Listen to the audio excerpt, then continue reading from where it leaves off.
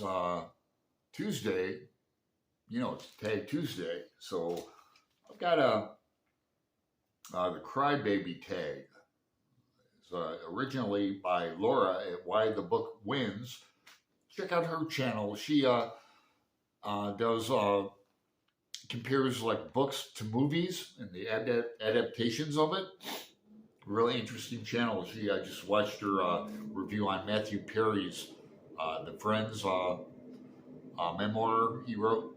I have that book on whole library and the Audible and physical, but I just watched her review of that. It's good, so check it out.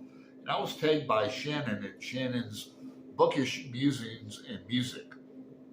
So another great channel. Check her out. 10 prompts.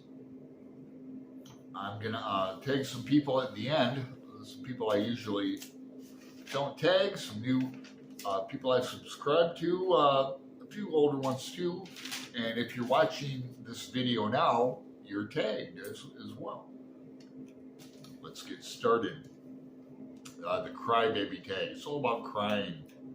And don't hurt my feelers. Don't hurt my feelers now. Number 1, a character that left you sobbing. And I'm going to go with, where is it? Anna Karenina. Now, major spoiler alert in here, but, it's a classic book, but I didn't know the spoiler myself. I didn't know the spoiler, so I'm not going to spoil it for you, but when it happens, yeah, it really shook me up. Anna Karenina, classic. I liked it so much, I'm going to read War and Peace. Don't make me take the book out. But War and Peace, I'm going to do a little deep dive into that next year, just by myself. No group read, no buddy read. I've got a commenter extraordinaire in England, Claire Shepard, who's going to help me along with it. So, and I've got 2 editions. I've got the new one by Anthony Briggs, and I'm going to order the Abbott sisters did a translation. I'm going to get that one too. Prompt 2, a trope, theme, or a guaranteed to make me cry. It might be the underdog loser who rises again to triumph over, his evil others or forces that try to keep him down, and he rises above to triumph over them. Prompt 3, character that left you screaming over their bad decisions. And I'm going to go with Clockwork Orange, which is back there, and I used to have the poster down here, and I took it down. But that book has always really affected me. And Alex, who becomes the leader of the group, and then they all join forces to tear him down and over his bad decisions, and it gives me a pain in the Gulliver. I'm going to be buddy reading that with my friend in LA, Matt Wall, next year, or is it next month? I think we're doing it next month. Are we doing it next month or next year, Matt? He's asleep. Prompt 4, a book that warms the cockles of your heart. Well, I'm going to go with my old trusty Adventures of Huckleberry Finn. There's no "the" in front of there. That's the Adventures of Tom Sawyer, but Adventures of Huckleberry Finn has always warmed the cockles of my heart. 5, a book that made you laugh out loud. I'm going to be buddy reading this in January. It will be about like my 5th reread of A Confederacy of Dunces. And I'm reading that with Claire Shepard, again, from commenter extraordinaire in England. And it's her first time reading this. It takes place in NOLA, New Orleans, one of my favorite American cities. So looking very much forward to reading that again. Oh yeah, and I'm reading, mention Matt Wall again, his fairly new book of poems. The End of Everything. It's making me laugh out loud. Well, Matt Wall's a good guy. There he is. Look at that guy.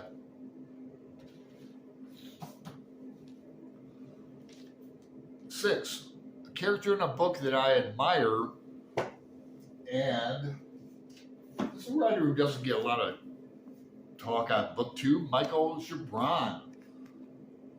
The Adventures of Cavalier and Clay. We've got a Voxer group, Greg and Another Bibliophile Reads, and Mark at Book Time with Elvis. We're reading, we read The Yiddish Policeman's Union, and next year we're group reading his, one moment, I'll tell you, and it's not in here, of course. Oh, but we're reading another Gibran book next year. That's a great book. It's just, the ending is really satisfying. There's like a three-way love story without, I'm not going to spoil it for you. Just, it's a great book. 7, a book that you wanted to throw across the room. Okay, I've got a couple. One is a Sean Penn book called Bob Honey Do Things or something like that. I threw it across the room. I tried to read it a couple times. I'll put it up here. I've mentioned it before. And a book that made me want to throw it across the room in a good way is Pillars of the Earth. There's a main character who dies like in the middle of the book. And I was reading it on a bus in Phoenix. I'll never forget it. And I yelled out loud. I went, yeah! And everyone looked at me and I said, oh, I'm just reading a book. You know, they said, oh, yeah, of course. Okay. Yeah. And I'm already reading the prequel of that, Morning and Evening, I think the title is. I'm reading that with my friend Fee, Jeremy Fee. Next, when are we reading that? Next March, I think. Let's see, Prop 8. A book that made you scared of the dark. Hang on, I gotta make a note. A book that made me scared of the dark. I'll tell you, I've got a couple copies of this, editions. The Magic Mountain made me psychologically scared. This is a wild book, man. And do I have another one? Yeah, it reminded me of Shutter Island by Dennis Lehane. I'll put that copy of that up here. Two really great psychologically thrilling books. 9, a book that made my jaw drop to the floor. I don't have a copy of it because I've given them away, but that's Faulkner's Light in August, especially chapter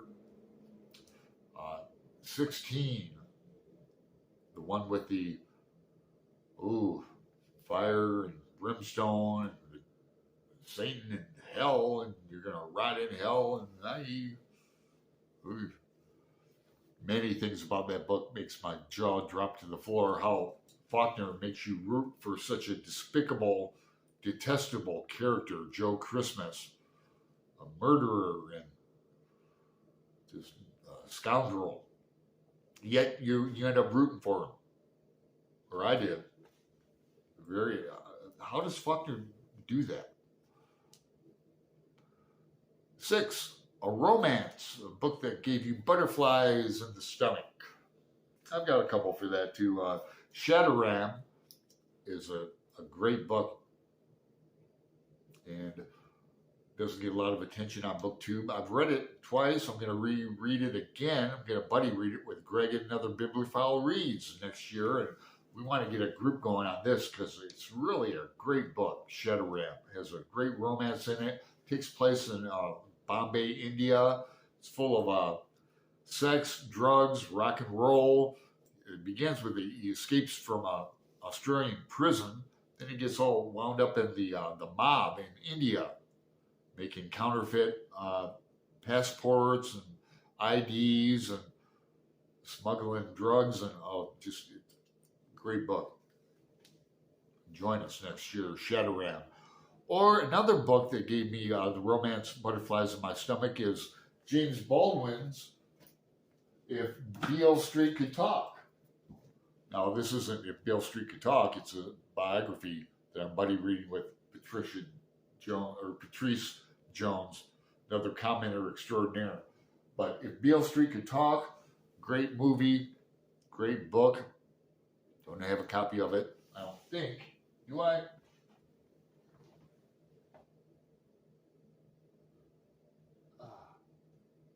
I don't think I do, but it's a great book. So that's the 10 tags. So I'm going to tag Bookjack.